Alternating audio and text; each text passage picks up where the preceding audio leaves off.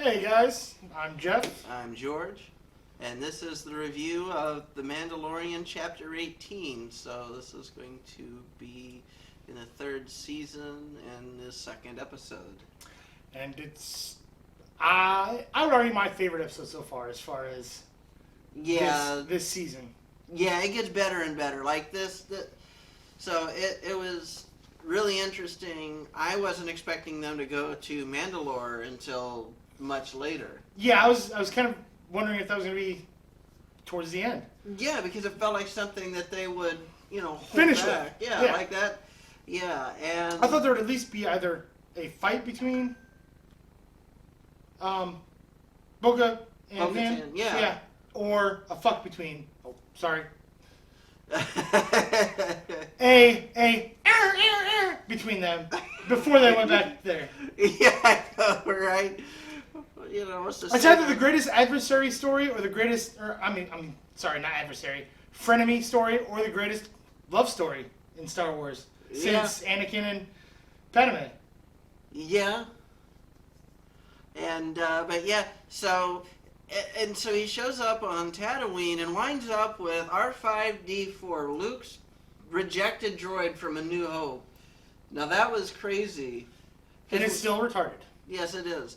And, it's still, so it's still falling apart. It's got, a personality, she described it as, a fragile It's a prototype. snowflake. It's a snow. It was born in the year 2020 or newer. Yeah.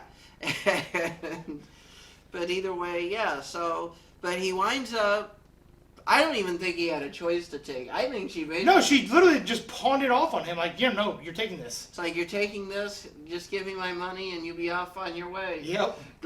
Wonder what it was that she had out against that droid, why she wanted to get rid of him, because and the dialogue between her and that droid was freaking hilarious. She does not like that droid in the least bit. No. I think it probably, we'll say, cost her some money. Could As be. in, not that she spent it on him, I mean, as in, it broke some stuff of hers. Yeah, I think so too. We're talking about a droid that barely has problems moving around. Even... It's the grandpa of the droids. The woke grandpa of the droids. I'd say the pit droids are older, but... Yeah, but they don't, But the pit droids aren't... they get around a lot better. They, Yeah. are a lot more intelligent. The pit droids are in really good working order. And they're more intelligent. But R5-D4, he's He's falling got apart. Alzheimer's. Yeah, he's falling apart. And Parkinson's. Yeah, he's scared of everything, and he's even Mando had to push him into doing stuff. Yet when Grogu has to go back and get Bo-Katan and bring her back to save Mando, he's got no problem. Yeah. It was he was fine trailing a little baby, but I suppose Grogu could have used the Force to... no, because it's just a machine. No, not to influence it, but to drag it. They're like, nope, you're coming this way whether you like it or not. It makes you wonder if R5 actually figured out that he was a Jedi, because his programming's been around for a while. Ooh, and he did serve a Jedi before. Yeah, so he probably knows about Yoda and what Yoda's race is about. I bet I'm sure it's had interactions with Yoda. Maybe, but I don't think there was R5 in any of the prequel trilogy, though. I don't remember that droid showing up there. I remember this droid first showing up with the New Hope. Well, yeah, but he was still, as far as just being around with the Jedi, hear of Yoda, see Yoda's holograph. Yeah, there's no way he didn't know about Yoda. His memory banks would have Yeah, data on it. now supposedly in the Star Wars lore, they're supposed to wipe the memory of astromech droids every once in a while, but I think he was like R2 that never had it wiped. And that could be the cause of his problems with... having never been wiped. Yeah. It's when they start developing that weird personality. Alzheimer's! Yeah, an astromech droid gets Alzheimer's, and the best way to fix it is to wipe their memories and make them start with a clean slate, like they're a brand new And droid. even then, I would assume there would be a certain set of well, I mean, the protocols and things of that nature that are loaded on each individual droid specific to their job, if that droid was specifically meant for the Jedi, it probably has some sort of base programming that gives it knowledge of the Jedi. Yeah, so like he knew. I think he knows what Grogu is. I think that's why he just went along with it because he was doing what he was originally programmed and designed to do. Well, that and he sees Grogu do a 19 somersault aerial. Oh my gosh, yeah. Flip through space and time. That was crazy with that friggin' what? I don't even remember. He did a Jar Jar Binks flip. Yeah, I don't even think that big mech had a fucking name. Yeah, I don't. And if it wasn't named. It wasn't called by name. It's the fuck you bot. Yeah. This is one of those characters, and this is what I really get annoyed with Star Wars. It's what General Grievous turns into. Right? No, but what really drives me nuts is you can go through like the story, you can go on IMDb, you can look at other alternate sources where they penciled this guy, they'll pencil a name for something out, but we'll never hear it on screen. And that always drives me nuts. At least they name the How was Alamites. he that pivotal of a... I mean, a single episode and a single... Yeah, he damn near killed Dinjaro. He's been beat up worse.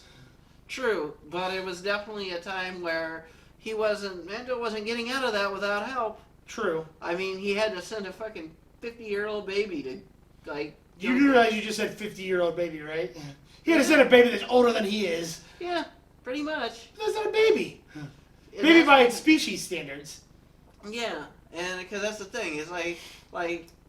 But that's still 50 years of wisdom of life. Yeah, that... Which is why Yoda being, who knows how old... 800, 900 years old. Was known as the wisest. Well, yeah, because he was around before everybody else was. Like, that dude saw shit. Yoda's Jesus. Like, Yoda saw stuff that nobody else saw, and that's why they listened to him. And so Yoda was around when Jabba's were skinny. yeah, that's before Jabba discovered the buffet line. Right. No more Cracker Barrel for you, Jabba. Yeah, you're a Whomper Jaws now. Stay home. Whomper Jaws. Yeah. I'm stealing that. There's a whole story with that. But yeah, so, yeah, freaking... He gets Bo-Katan, shows up, and she thought that it was Mando showing up unannounced. Yeah, she was ready to kill him. Oh yeah, like she was out there, like she had her weapon. Like, all right, asshole, I told you to stay away and leave me alone. And then as soon as she sees Grogu, heart melts. Yeah, she just completely stops, and I think this is the point where you see that she's actually in love with Mando. I think she is. Like, because she's, where is he? Take me to him now. Yeah, like she goes from ready to kill this dude to download everything from that astromech droid. Let's find out where they've been. Yep. She is definitely wanting some Mando. And then shows up, rescues him. Twice. She wields the Darksaber and clearly uses it with way better skill than Mando uses. Like when Mando's using it, he's awkward with it. You notice that? Yeah, so it's not like when he was using the Beskar spear, where he was very cold, calculated, and smooth with his motions. Like that Darksaber looks like it's almost too heavy for him to wield. wield. It almost looks like it's fighting against him. Yeah. Like he's not supposed to be the one that's wielding it. Yeah, and it's like... Almost as if it's got a sentience. You know, some of those... Some of the lightsabers do. Some of those lightsabers, some of them I think did have some personalities, and if they didn't like the person using it, then they didn't work as well. And I think that might be what we got going on with this Darksaber, because it does use a kyber crystal. Yes, it does. And, you know, so a piece of the living force, and if it doesn't like Mando, for whatever reason... I don't think it doesn't like him, I think it knows that he's not the right one. Yeah, he is not meant to be the... And it's like, it gets along just fine for Bo-Katan. Yeah. Because she's supposed to have it, but because of the way the rules are with the Mandalorian... And maybe gene prints somehow, like reads the genetic code of whoever it is that's wielding it. I don't because she comes from the royal family. Yeah, it might be... There might be something to that. Yeah, or reads their force presence, or, you know... Yeah. Well, the Mandalorians didn't have the force, though. Well, like, no, but reads their... I guess not their force, but... I mean, everybody's made up with the Force. It just, you know, maybe it just knows that he isn't the right person for it. Because remember, he wasn't really originally a Mandalorian. Like, yeah. So, like, he was, like, I think He's on one of the moons, right? Yeah, he was on one of the moons. It was during the Clone Wars. and he was rescued because the separatists were bombing things, and it might have, maybe he's younger than that, but no, it would have been Clone Wars, because by the time we get to A New Hope, the Empire had already bombed Mandalore, so no, that was definitely... Yeah, because remember he was hiding that, it's like a drainage something, and they pull him out?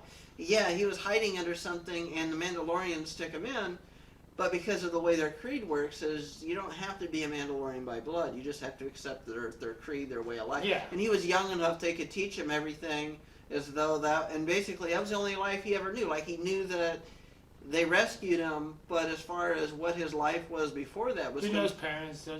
He didn't know anything, like, and he didn't care. It's like if a kid gets adopted into a family young enough, they don't remember where they're from.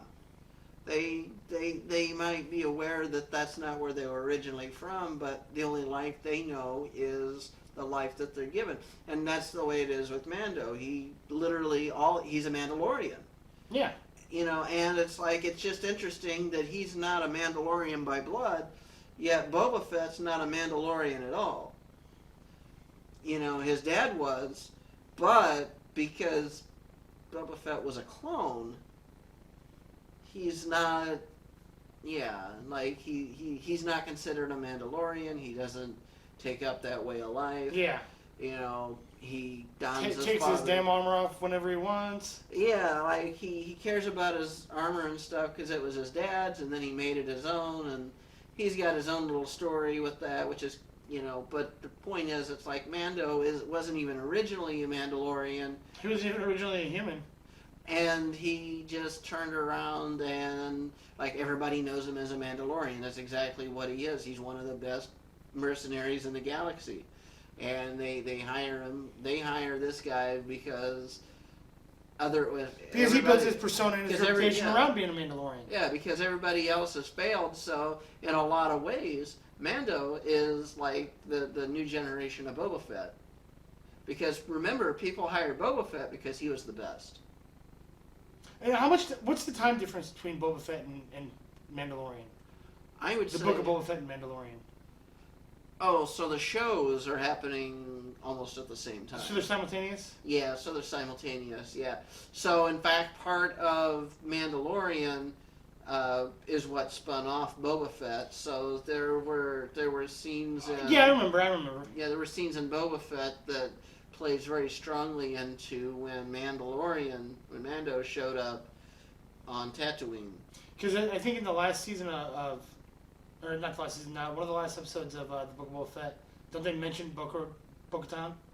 I can't remember, but it's like, and I know this video is going to be about the Mandalorian, but my biggest gripe about Book of Boba Fett was it felt like it was half-ass a season of Mandalorian, because about halfway through it like, fuck Boba Fett. Now they're showing Mandalorian stuff, and like, even the part where he was cast out from the Mandalorian Order because he said, I took my helmet off. That didn't take place in any season of Book of Boba Fett. Yeah. No, in Mandalorian. That took place in Book of Boba Fett. I remember it was on the space station.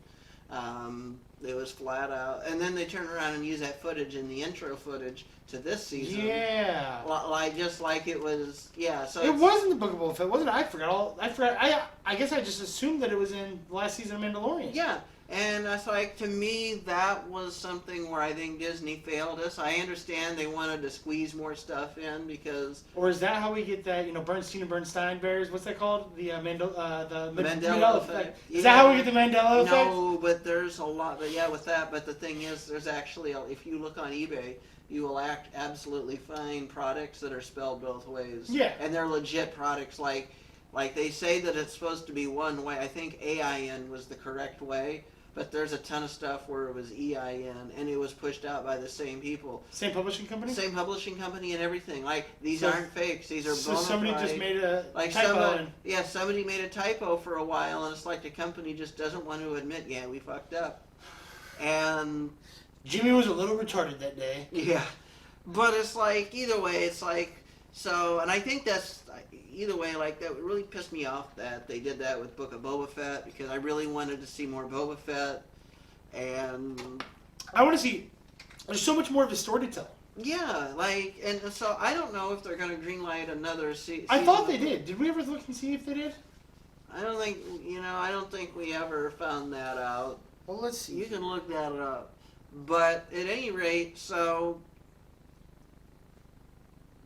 Bo-Katan saves Mando, and he's recovering, this dumbass is halfway alive, and he's ready to go back into the mines, to go find the mines, and with little strength that he had left, and Bo-Katan decides to help him because she realizes he's serious about going. Yeah. She's like, you're not going to find this without me anyway, so let's go. And so they go, and he starts, so she's like, you know what, I might as well... March 1st, 2023. She's like, yeah, so I might as well give you the proper tour, proper introduction to the place, which is great. And, So we have 8 more episodes of Book of Boba Fett. Starts March 23rd, 2023. Cool. But yeah, so she gives it, she reads out the plaque. She reads out this plaque. Dying over there on me? I think I am. But yeah, so she reads out this plaque and gives him the proper tour of the place, like it would if the royal family was still in power, and showing everybody this place. And then he goes in. Talks about how he's envious of her being able to see it in its glory and. Yeah. But at any rate, so he walks into the water, and as he's taking steps, he's reciting this beautiful speech. Yeah. That's very clearly out of like their book. Whatever, the Creed. Yeah, from the Creed, and so all of a sudden he hits this drop that he wasn't expecting, and I don't know why he didn't. I think it's because he was out of it. Yeah. I think he was so in love with seeing something that he's only read about. Yeah, he was punch drunk. Because remember, like the Children of the Watch have this really weird, really devout, really extremist view of the Mandalorian everything, and so he was so enamored with what he was at, he completely forgot between that and the fact that he was completely not even physically up to snuff yet. And wearing a shit ton of weight and armor. Yeah. And, metal he didn't take the time to think that maybe I should figure out just how far I can go. Maybe I should get a stick and poke and see if make sure it's solid in front of me. Or I don't know, maybe ask Bo-Katan how far it's safe to go.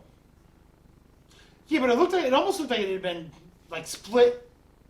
Like it was supposed to be shallow the entire way, but it was split, almost like a cavern opened up. Yeah, that's what it kind of looked like to me too. Because then on the way up, they're passing all the like broken rocks stuff like that, and they see a huge creature. Yeah, so I mean, very clearly, what he thought was going to be there wasn't the same thing that was a floor? Actually there. Yeah.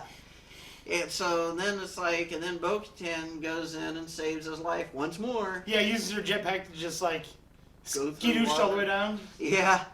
It's like, how does a jetpack that shoots flames work underwater? I mean, you can weld underwater. That's true.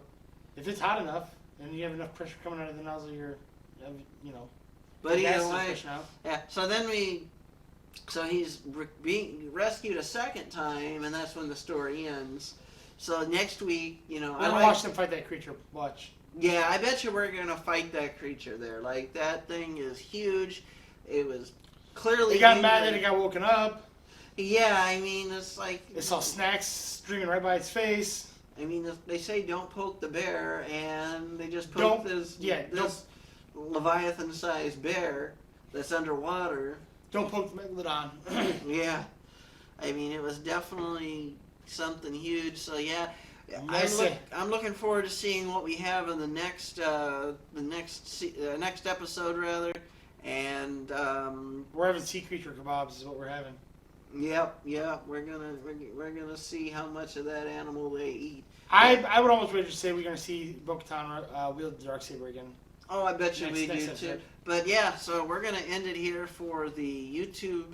Go see us over on our Patreon. And yeah, so join us over on our Patreon or our OnlyFans, and you can see the full footage of this. Link will be in the description. We're gonna so we're gonna have, in 4K. We only upload 720p on YouTube, and you can watch it in 4K. We'll have this extended commentary, and but at any rate, if anything else, we'll see you next week. Later.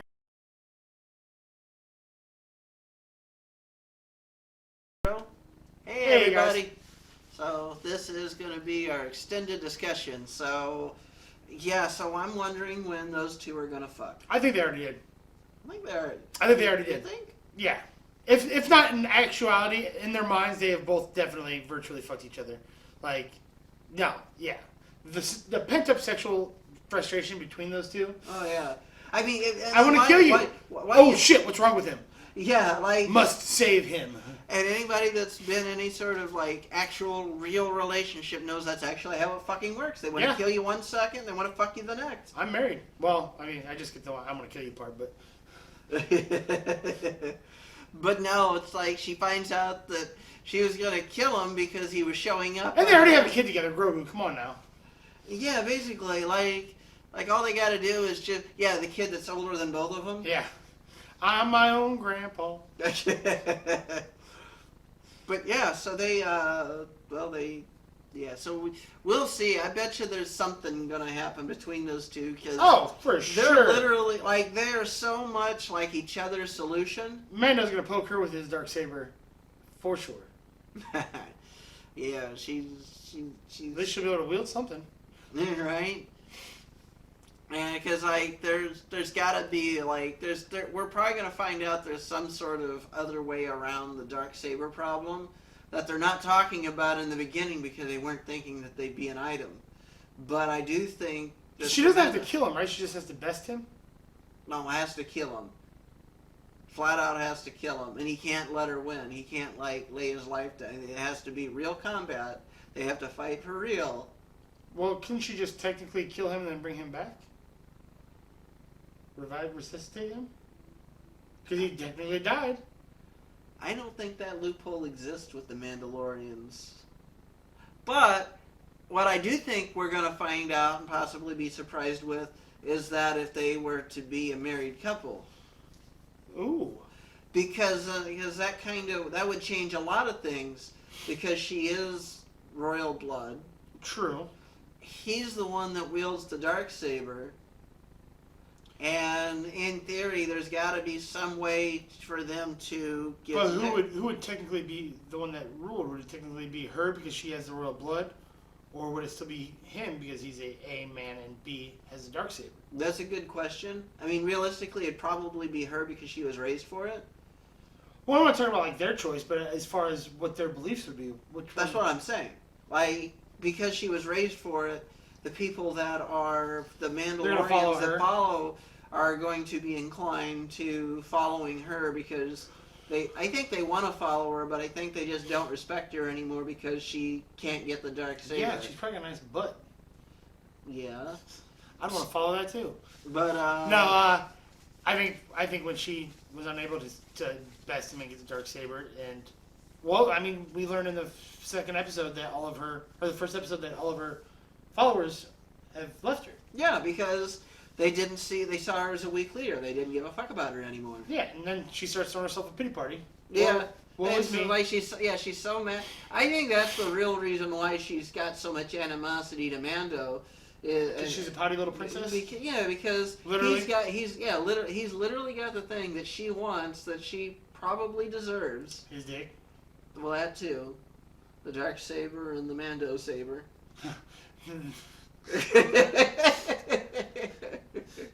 The Dark Mando saber.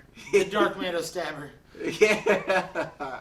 The princess. She's getting a little stabby in here tonight, girl. The princess tickler. Yeah. But yeah, so but either way, it's like I think that's the real reason why she doesn't like him It's not because she doesn't like him. It's because she doesn't like what he represents, an actual threat to her power. Yeah, but After- he's the last person that poses a threat to her power because he doesn't give a flying fuck. Yeah, and I think that pisses her off more because, according to her beliefs, she can't just accept it from him. He wants to give it to her. Yeah. He doesn't want the Darksaber that bad. Yeah, what if you were to just, I don't know, throw it on the surface of the planet as he was leaving and everybody else was staying and be like, I don't give a fuck about this thing. They can. They wouldn't be able to that's touch not. No, that's not even the option. Like they literally have to win it in combat. So how would you win it in combat if the person who held the Darksaber or possessed it just yeeted that bitch out into space? Would you have to collect it and then go fight him? Then what happens, and this is how the Empire got it to begin with, is whoever holds the Darksaber is the one that's got. Well, the that's what I'm power. saying. So if Mando eats it out of the spaceship and Bokas gets off the planet, about I think they would take that as the same thing as him just giving it to her. but what if his intention wasn't for her to find it? He just say she didn't know he was throwing. He was. If she miraculously came across it, the chances of that happening though are very slim. But if she miraculously just Because if I'm her, I'm making somebody that I don't like pick it up, and then I'm going to slay them. And no, look. Yeah, no, then legit. then she would probably have to go look to find him to make sure Well, he's not- dead. Not Mando or Yeah, I'm pretty sure.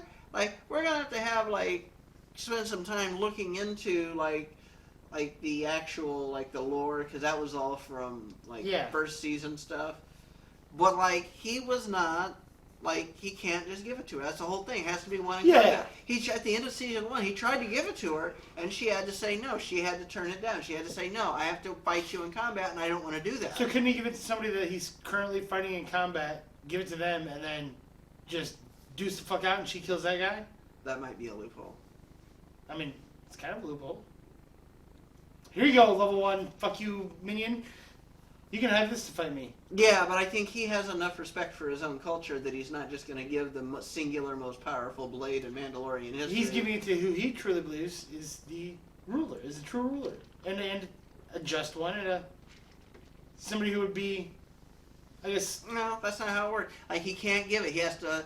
the only real way that it's that she's going to legit have power is if she fights him in combat. This has been established. I understand that, but the fact still remains, if he were to just not have it anymore, just say, fuck this saber and leave it where it lies, would you really think she would just walk past it because she didn't win in combat? Maybe, but no Mandalorian would do that. It's the fucking Darksaber. Exactly. No Mandalorian is just going to do that because they know what it is. Even though he doesn't care about it, he knows the importance of the blade, that he carries this responsibility to at least take care of it for as long as he lives. And I think he's willing to work with Bo-Katan to figure out a way around it. But I think what we're going to find out is the only way that they're going to be able to transfer power to her, let her have authority without,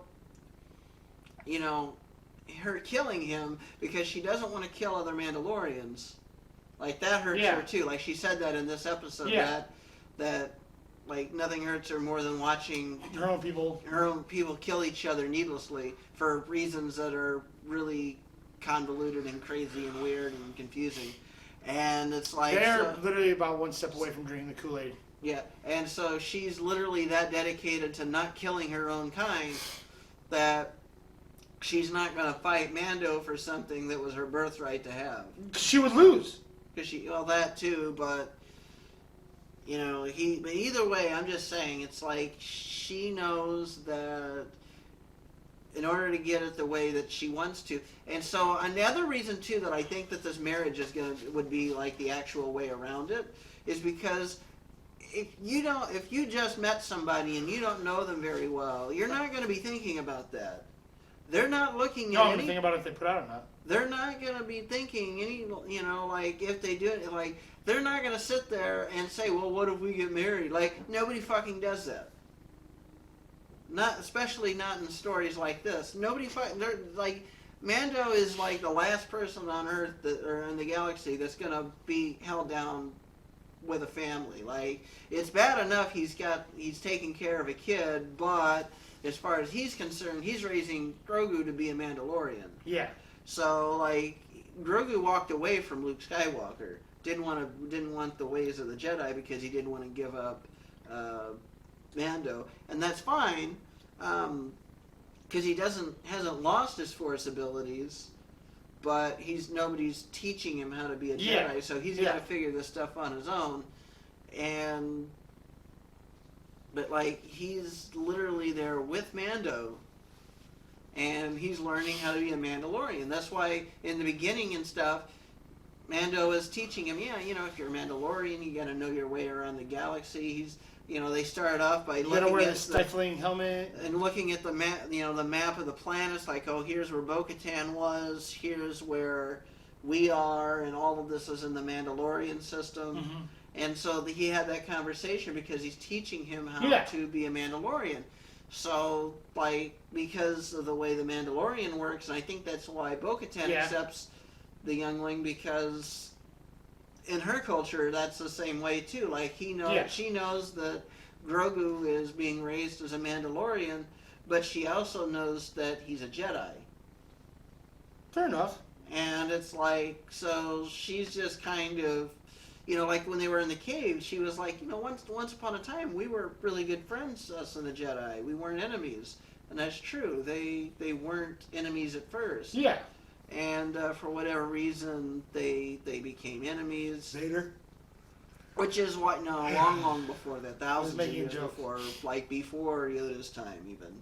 Oh, wow. And but that's why the Darksaber existed, because they faced the threat of the Jedi. Yeah. And I think it was Mandalore the Great, or whatever his name was, that created the Darksaber and used it to fight off the Jedi, because how do you fight someone with a kyber powered lightsaber with your own kyber powered lightsaber? Mm-hmm. And because they weren't actually Jedi, they were able to make something they called the Darksaber that embraced probably the dark side of the Force more than anything. Yeah, I can see that. But so that's the whole significance why that is a singular, most powerful weapon in Mandalorian history is the Darksaber. That's why whoever wields it holds the power, has the power to the throne, because if you've got that, you've got Mandalore under your control. And that's why they got so many rules about it, because like, if you can just freely give your power to somebody else, like, does that power mean anything? I mean, it's still power. Right, but it's like, it cheapens it a little bit if somebody can just decide, fuck this shit, and give it to somebody else. Yeah. Because that's literally why they're having, because it's like, if you're sitting at the top and you walk away, what are your followers going to think of you now that you're not the exactly, they're not going to respect them, and that's why. And I think that's why in the Mandalorian culture they require that person be killed, because because you're a traitor, you're a coward, and in a race of warriors, that's how you would handle that kind of a person: is you kill them, you put them out of their misery, they cease to live. Basically. Exactly, and so that's what I think. That's what I'm thinking is the logic behind that. But makes sense. But yeah, so again, we'll see what happens. Like that big ass beast, though, like that thing underwater. Dude, it definitely is the size that it could swallow both of them and not notice that it's in its mouth. Like, I mean, did you look at the size of the cavern alone? And then when you see its eye, as they're swimming past its eye, they're smaller than that creature's eye. Like its eyeball that's open. Uh-huh. So, well, I mean, if they do fight it, they're fucked. Yeah. I think one of them, I honestly think either Bo-Katan's going to get super, super, super fucked up, like hurt, and that's when it's going to kind of be a flip. Now we're going to see him react that way. Him take care of her. Him react that way like she did to him. Yeah, because of the way he believes is, and because he's already told her, I owe you my life, I owe you a debt. Yep. I'm in your debt. And that may also be where we see him actually wield the Darksaber to its actual fullest ability. Exactly. Is like saving her life. Yeah. But it's like, so, and here's what I'm thinking for this video. It's like, I think that because we haven't really given anybody a preview of what this premium content and discussion looks like. I think we just push it out on YouTube with the regular stuff, give them a freebie to get a feel for what this is that I was they'd be about to show paying them all for. my nuts. Well, I love cashews. yeah, they're great, especially cashew milk. Yeah, but these nuts are better. But anyway, we're gonna wrap this video up, and we will see you next week. Have a good one.